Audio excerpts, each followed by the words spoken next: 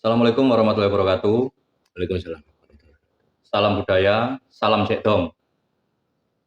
Sahabat Parijati dimanapun Anda berada, kita berjumpa lagi di Parijati TV, di mana isinya nanti kita akan mengupas tuntas, kita akan ngobrol santai dengan berbagai narasumber tentang pedalangan Jawa Timuran dan segala pernak-perniknya. Malam hari ini adalah malam yang sangat istimewa karena saya berada di Desa Keret.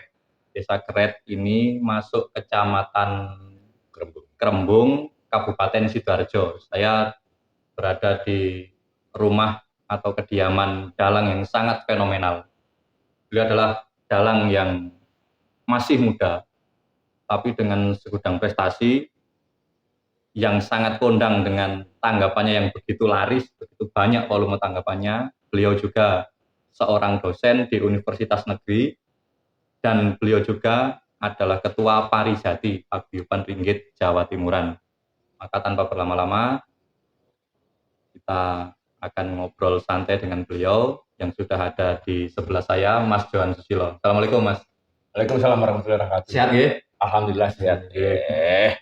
Pripun niki posoane lancar napa enten sing Loh, memang miturut dalang-dalang sepuh. nggih Perjalanan untuk menjadi dalang, salah satu ritualnya adalah puasa. puasa. Dan puasa itu di semua agama itu ada. Betul. Salah satu media pengendalian diri. Mas Johan, saya ingin bertanya, sebenarnya yang dari saya sampaikan tadi, Mas Johan ini adalah salah satu dalang yang laris, kedua panjenengan ini dosen, dan yang ketiga jenengan juga ketua Parijati Paguyuban Ringgit Jawa Timuran. Supaya penonton semua juga tahu sebenarnya Parijati ini apa, terus berdirinya kapan. Monggo Mas Johan yang menjelaskan. Saya mungkin bisa bercerita sedikit tentang perjalanan Parijati. Sebetulnya dulu sebelum adanya Parijati, itu ada wadah untuk dalang-dalang Jawa Timuran. Paripuja. Paripuja, zaman almarhum Ki Soleman. Ki Soleman. Ketika itu Ki Soleman merangkul semua dalang Jawa Timuran dari berbagai gaya, gaya Porongan, gaya Surabaya, gaya Trowulan, untuk melakukan aktivitas di dalam wadah Paripuja. Setelah Swargi Mbah Sleman, eranya berikutnya, eranya Ki Surwedi. Ki Surwedi mengadakan semacam forum dalang Jawa Timuran, Ferladaja, forum latihan dalang Jawa Timuran. Itu beberapa dalang dikumpulkan lalu mencetak buku balungan lakon apa buku panduan ya. Yang jelas Ki Surwedi dan teman-teman sudah menciptakan beberapa buku untuk panduan teman-teman dalang sepuh, bahkan untuk dalang-dalang junior mengetahui lakon Jawa Timuran pakem iku yok nopo yang disebut dalam buku Layang Kondo. Layang Kondo Kelir. Saya juga karena waktu itu dulu Kondo Kelir sangat sangat berguna sekali untuk kalangan dalang-dalang muda. Terus untuk Parijati sendiri? Untuk Parijati setelah Ferladaja sudah menciptakan buku itu kemarin dimulai ketika Suwargi, adik kula Kunto, almarhum Kunto, itu sebetulnya cuma ingin kumpul-kumpulan supaya di bulan puasa pada waktu itu nggak vakum. Lalu direspon oleh teman-teman dalang, bahkan dalang-dalang sepuh, akhirnya harus membentuk suatu wadah dalang-dalang Jawa Timuran. Ketika itu juga ditentukan di bulan puasa waktu itu 2018 kalau 2018 di rumahnya Aba Parno. Setelah beberapa tempat, lalu di tempatnya Aba Parno melakukan paguyuban iki dijeneng nopo. Akhirnya terbentuk Parijati. Lalu saya dipilih teman-teman untuk menjadi ketua di Parijati. Malah ketika itu pelantikan kepanitiaan atau wadah Parijati di rumah dalang Didik Dawar Belando. Mas Didik, beberapa dalang melakukan pementasan di situ. Jadi cikal bakal Parijati sebetulnya dari Paripuja, Ferladaja menjadi Parijati. Jadi yang jelas intinya Parijati ini adalah suatu wadah berkumpulnya teman-teman dalang Jawa Timuran mulai dari beberapa gaya, karena kita tahu sendiri bahwasanya Jawa Timuran, pedalangan Jawa Timuran atau yang sering disebut wayang jedong ini sebenarnya kan nggak hanya satu wayang jedong. Ini ada Surabaya, ada Porongan, ada Mojokertoan, ada Gresik-an, ada Lamonganan, juga ada Malangan. Nah, dari beberapa versi itu, ya kebetulan kan memang saya pengurus di Parijati ini. Saya tahu sendiri bahwasanya dalang-dalang Jawa Timuran semua yang berkumpul ini, mulai awal terbentuknya Parijati ini sangat antusias sekali untuk menyongsong perkembangan tantangan-tantangan zaman yang akan kita hadapi. Dan Parijati sendiri kan memang Mas, sudah mengadakan beberapa gerakan pembaruan. Salah satunya contoh dulu sempat vokal dalang, lagon vokal dalang Jawa Timuran membuat buku penulisan buku vokal dalang. Terus kita juga tidak lupa sebagai yang muda-muda kan sering mengadakan event seperti haul dan sebagainya itu. Kalau haul itu kita sebagai yang muda kan memang harus mengikuti, atau bukan mengikuti ya, kita harus tetap ngilingi pada para leluhur, terutama leluhur dalang yang pada zaman dahulu itu punya tinggalan yang sangat bermanfaat untuk kita. Oke, Mas Johan. Selanjutnya, Mas Johan ini kan seperti yang saya sebutkan tadi, dalangi laris, dosen, terus ketua Parijati. Kalau Parijati mungkin sekarang sudah banyak yang tahu lah, banyak yang mengikuti juga. Terus yang kedua, dulu bagaimana perjalanan Mas Johan ini? Saya yakin ketika Mas Johan dalangi laris, terus ada pilihan menjadi dosen. Di situ kan ada tantangan yang sangat berat sebenarnya. Soalnya apalagi dosen di universitas negeri dengan jadwal yang saya yakin sangat padat sekali. Dulu itu pasti ada dilema gitu. Jare kondo, saya pernah mendengar kisi-kisi Mas Johan biyen aku iki dalang utawa dosen, utawa karu-karone dan sebagainya. Itu dulu cerita lengkapnya seperti apa? Saya ingin mendengar langsung dari Mas Johan. Betul. Ketika itu memang dari kecil sebetulnya saya punya cita-cita jadi dalang. Sejak kecil. Bapak saya dalang. Ketika kecil saya sering mengikuti bapak tanggapan. Lalu di sisi lain, ibu saya punya cita-cita anaknya sebagai pegawai. Betul. Ketika itu saya nggak tahu lulus dari SMKI untuk ke IKIP. Sebetulnya saya pingin istilahnya belajar tentang bahasa pewayangan yang benar. Sastra ya apa, bahasa ya apa. Saya nggak berpikir kalau IKIP nanti kelak jadi guru. Ibu sebetulnya sudah tahu kalau besok berarti anakku bisa jadi pegawai. Akhirnya ibu tirakat, poso, melek, tahajud supaya saya menjadi pegawai. Soalnya kakak saya sudah nggak mau kuliah ketika itu. Jadi harapan ibu yang menjadi pegawai saya. Ternyata doa orang tua itu dikabulkan oleh Tuhan. Ketika saya mau lulus S1, kebetulan pada waktu itu yang mengajar mata kuliah kerawitan itu studi. Lalu saya dimohon disuruh ketua jurusan selesaikan skripsimu, nanti membantu di sini. Saya sudah nggak mau. Sempat nolak ya berarti? Sempat nolak. Akhirnya sebentar, berarti jenengan nolak niki wau artinya ndalangi sampun jalan.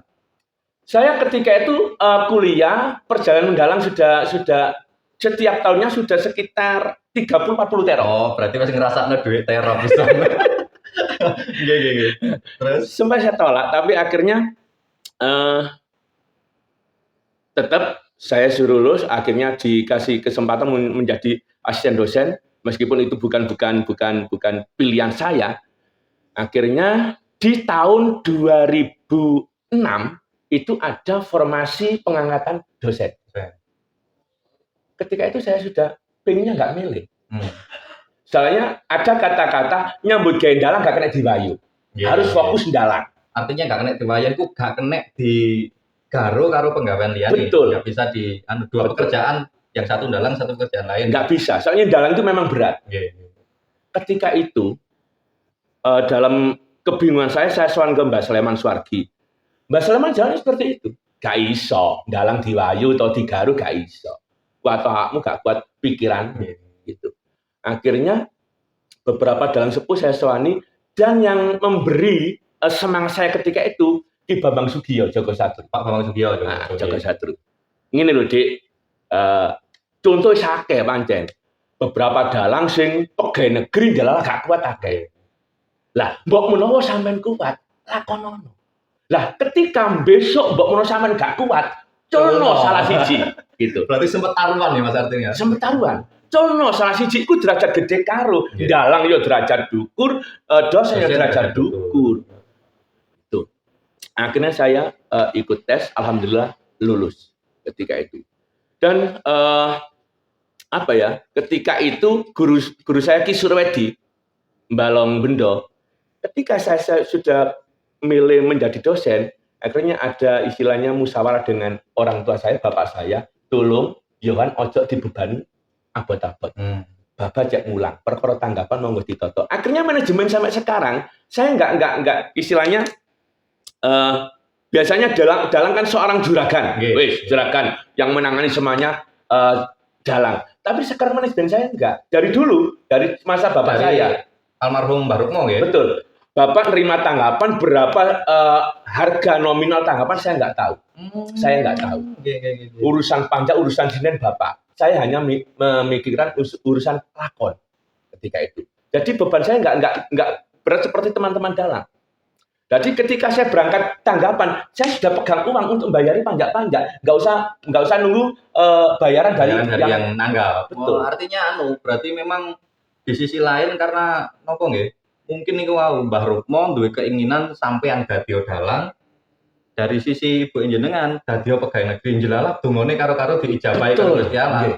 Dan di situ Mbah Rukmo mungkin niku wau ada pesan juga dari Pak Surwedi, akhirnya ya nopo nggih nek kula dhewe nopo bayangaken mawon bengi dalang isuk mulang. Meskipun saya juga pernah ngalami waktu saya masih sempat ngajar di salah satu SMP di wilayah saya juga ngalami loh. Aku bayang, aku ini koyok wis apa ya? Padahal nggak harus waktunya, iya harus tiap hari juga waktunya bisa saya atur.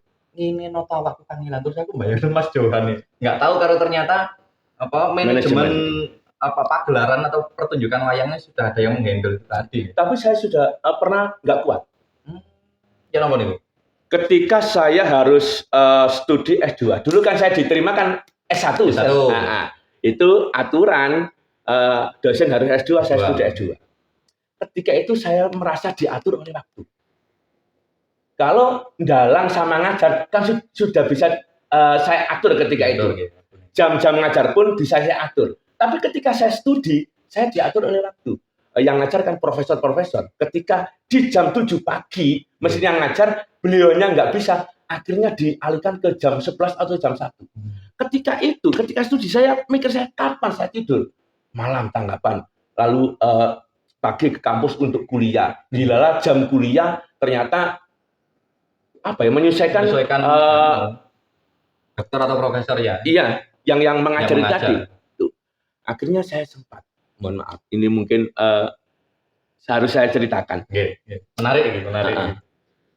Ketika saya sudah merasa nggak kuat, saya pamit kepada istri saya. Ini sebelum pamit, saya sudah menimbang apa yang dulu dipesan Ki Bambang kan. Nek gak kuat cuma salah siji. Tak timbang bayaran dalang karo gaji dosen. Jeglek Mas. Jeglek. Enten sing ngomong soalnya, nuwun sewu niku. Aku tak bocorno iki. Ono sing ngomong ini, alah bayarane dosen ngene juga bayar listrik tok. Bukan artinya bukan artinya kita merendahkan suatu proyek karena dosen sangat membanggakan sekali. Cuman karena dihitung dengan volume tanggapan sampean yang sangat banyak waktu itu yang mungkin memang bisa diartikan bumi langit. Terus pertimbangannya keluarga seperti apa? Ketika saya pamit kepada istri saya, Dik, ketoknya aku gak kuat nota awak. Iki kudu milih salah siji. Aku tak leren dadi dosen. Kok pilihannya malah leren dadi dosen? Ya? Leren dadi dosen. Soalnya diglek nih Bang. Lah ketika itu berangkat tanggapan. Ketika istri saya pamit seperti itu, dalam mobil nangis tok sampai di lokasi. ayo modern iki dinteni wong ndang remo. Enggak. Alasan sampean kok leren dadi dosen, opo gak mikir arek-arek. Soalnya paling gak dosen itu apa gaji dosen itu aman lah, jadi aman. Wis cukup dipangan. Nek tanggapan belum tentu laris terus. Belum tentu laris terus. Akhirnya saya punya bukan alasan jeglek iki mang. Saya punya studi S2 gak bakal lulus. Sebab ada masalah di bahasa Inggris. TOEFL. TOEFL. Wes. Akhirnya mau turun ke tanggapan lah. Ketika itu saya juga sempat pamit ke pimpinan UNESA. Pamit saya berhenti untuk jadi dosen. Alasan apa? Sama dengan yang saya kasihkan ke istri saya, TOEFL. Tesismu mari, sampun. Gon mrene. Sebetulnya pimpinan saya ingin memperingan beban saya di TOEFL. TOEFL. Lapor ke rektorat, wakil rektor 1 ketika itu pinginnya menolong, tapi di pihak pimpinan pusat bahasa ini harus sesuai prosedur. Akhirnya apa ya istilahnya, wis pinginku wis leren ketika itu, leren tadi dosen. Akhirnya digandoli teman-teman dosen, Pak Yohan, sampai saya enak-enak lho, nang kene iki kok umpamane sampean kesel, pingin istirahat, iso istirahat. Iso istirahat. Karena mungkin ada pertimbangan lain, Mas Yohan. Apa? Di sisi lain mungkin di UNESA kan ada ekstra karawitan, ada tembang dan sebagainya kan. Dan saya juga mendengar bahwasanya di UNESA campur sari barada barang ludruk barada jenengan yang wati ketoprak barada. Mungkin itu salah satu pertimbangan mereka. Betul, salah satu itu. Salah satu pertimbangan dari pimpinan sama teman-teman dosen, nek tak tinggal iki kok ya apa. Akhirnya ketika itu ada yang memotivasi saya, teman saya atlet ketika itu ditangisi bojoku elingno salah pilihan bojoku. Akhirnya dimotivasi ya lakonono karo-karune. Cuman akhirnya kan terbukti, Mas. Terbuktinya kan gini. Kayak 3 tahun yang lalu ketika ada peristiwa besar corona COVID-19, konco-konco dalang kelepean, akhirnya ada yang alih profesi, ono sing gamelan wayang entek dan sebagainya. Anda kan tetap di zona nyaman karena profesi dosen lah. Ketika dulu mungkin karena kita nggak tahu. Kalau waktu itu jenengan benar-benar nggak kuat terus leren, ya mungkin nasib zaman aku sampai merinding. Dari ketika itu memang apa ya istilahnya? Aku merasa pola-balik zaman. Ketika sebelum corona, itu tanggapan laris corona. Mau gak ada tanggapan balik, sempat stres loh aku. Memang kan dalang cita-cita dari kecil. Ketika saya punya pekerjaan dalang, nggak boleh dalang. Ketika itu dengan aturan PPKM dan sebagainya, itu sempat stres. Tapi yang stres tanda jenengan kok. Wah, stres. Stresnya sampai pol nih. Betul. Aku stres itu sampai bulan 8 loh. Ketika itu bulan 3, bulan ruang, tanggalan, saat-saatnya saulani bunderan kabeh. Kalian dalang gak apa-apa, tanteni mari poso. Riyoe sik bunderan akeh. Dan bunderan itu sampai di bulan 8 Agustus. Bulan besar ketika itu. Ketika di bulan Agustus sudah nggak boleh dalang, akhirnya mungkin iki pancen wis kersane kono. Akhirnya sadar ketika itu. Sebelumnya menggebu-gebu, ya apa caranya kepindang iso dalang. Kalau biyen ngoten, Mas. Waktu Covid itu kalau eling-eling tanggal Maret sekitar nggak sampai tanggal 20. Niku kula pas tanggapan Teh Endrosari Gresik. Awan niku kula pireng kabar, kanca-kanca niki dibuyarno kabeh. Jelalah kula tanggapan Teh Endrosari, akhirnya dengan berbagai pertimbangan wis oleh wayangan sampai esuk dengan catatan wong Jawa paling mlebu waktu niku. Dan malam itu juga kula niki enten sing WA, enten sing telepon, pembatalan job niku 45 job malam itu tok. Soalnya job sing masuk sekitar 60 pinten ngoten munan kula. Akhirnya terus ya opo ngene iku akhirnya stres dan sebagainya. Padahal kita sendiri kan apa nggih, jenengan pelaku pedalangan, saya juga pelaku pedalangan, betul-betul dalangi. Kita tahu ya opo sorone wong kepengin dadi dalang. Betul. Dewangi paribasan munggah gunung, mudhun jurang, dewangi poso, dewangi molek dan sebagainya. Nah, niki sing kepengin kula eruhi saking Mas Bang. Rekor. Jenengan soalnya ngomong ketika awal-awal mau skripsi mungkin sekitar umur pinten nih? 23, 24 mungkin. 24. Nah. nggak ada tanggapan sekitar 40. 40. Padahal kula ngikutin jenengan tahun 2016 2017 niku jenengan nate satu musim, artinya satu tahun niku sekitar 140 pinten niku. Hampir 150. Hampir 150 lah. Niku ya nopo perjalanane. Dadi jenengan nate sanjang. Wong iku nek ijen duwe rezeki dhewe. Nek wis radi rezekine tambah. Duwe anak siji duwe rezeki tambah maneh, duwe anak maneh rezekine tambah maneh. Dan yang saya ingin tahu perjalanan Mas Johan menjadi seorang dalang itu bagaimana sampai iso latih koyo ngono. Yang jelas pancen dalang cita-cita kecil. Jadi ketika kecil punya cita-cita dalang, lalu lulus SMP, saya disekolahkan di SMKI, jurusan pedalangan. Ketika itu masih 4 tahun. Masuk SMKI tahun pinten? 92. 92. Lulus 96. 96 langsung masuk ke IKIP ke Tindang, Surabaya. 92 kayak belajar melaku. Iya. Ketika itu dulu dalang itu generasi ini nggak banyak seperti sekarang. Satu angkatan ada 4 saya, Birowo, Surabaya, Erwin, Pasuruan, sama Yayu Lamongan. Ini ada 4. Ketika yang lulus cuma 3, Yayu nggak sampai lulus. Oh, Mbak Yayu Tunggun, Lamongan. Mungkin. Sekarang jadi guru. Sekarang jadi guru. Tuh, akhirnya panjang cita-cita pengen dalang. Lalu ketika itu saya sudah bisa dalang. Ketika itu kan dikasih kesempatan oleh Mas Surwedi. Mas Surwedi kan pengajar di SMKI pedalangan. Setiap ada wayangan awan, kalau di Jawa Timuran kan sering kan ada wayangan siang, wayangan malam, siang malam itu. Malah tempat-tempat tertentu Surabaya, Lamongan itu malah meskipun bukan ruatan mesti ada wayangan siang malam. Kayak wajib wayangan awan bengi. Ketika itu dan saya merasa sudah bisa dalang. Jadi kan proses dalang kan mulai dari mucui, lalu wayangan awan. Ini sudah merasa bisa dalang. Saya ngomong Mas Surah di Jasur. Aku urung mangsaku iso dalang apa kok gak payu. Ketika itu gitu. Ndakmu gak laku. Loh, aku kudu nglakoni apa? Saya harus tirakat apa? Takono bapakmu dalang. Ketika itu yang mengarahkan bapak untuk spiritualnya. Itu yang mengarahkan bapak dan ketika itu masih kuliah, masih belum berkeluarga, apa yang dikatakan bapak saya lakukan. Ketika itu ternyata memang mandi mbok menawa jek bujang gak mikir apa-apa, kusuk. Nglakoni tirakat ketika itu kusuk. Rungono sing bujang-bujang iki. Nek bujang iku kusuk. Itu sering saya buktikan. Kan sudah dibelikan wayang sama bapak, kan sudah dibelikan wayang. Kemarin terus ketika pengen nyekel duit.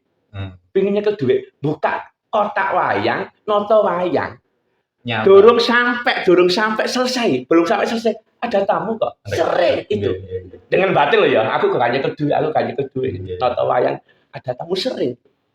Akhirnya itu ketika itu mulai dari 30 ke 40 terop menikah. Ya benar yang Mas Pur katakan. Ketika awake dhewe duwe bojoku nggak rezeki. Betul. Ketika dari 40 terop tahun 2006 nikah sama istri saya itu langsung menjadi 80 terop. 100% loh ya. 100%. 2 kali lipat. 2 kali lipat. Itu beranjak sampai anak saya lahir. Tahun 2009, Danes lahir, itu sudah di atas 100 2009. Kalau Mas berkatakan di tahun 2015 atau 16 itu 150 itu benar.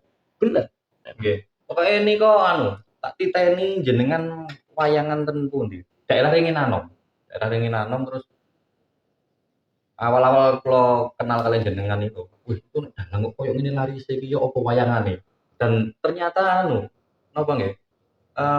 Zaman sakmonten jenengan iku pun damel gebrakan-gebrakan dalam pakeliran. Kadang-kadang ada garapan sing durung tahu diduweni wong jenengan damel. Artinya napa nggih? Wayangane iku update terus sesuai dengan kreativitas dan perkembangan zaman yang ada saat itu.